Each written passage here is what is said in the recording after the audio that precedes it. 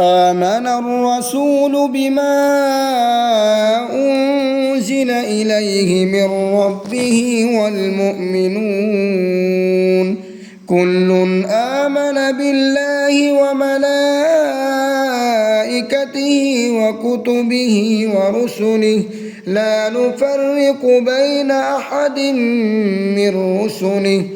وقالوا سمعنا وأطعنا غفرانك ربنا وإليك المصير. لا يكلف الله نفسا إلا وسعها لها ما كسبت وعليها ما اكتسبت ربنا لا تؤاخذنا إن نسينا أو أخطأنا ربنا ولا تحمل علينا إصرا كما حملته على الذين من قبلنا ربنا ولا تحملنا ما لا طاقة لنا به واعف عنا واغفر لنا وارحمنا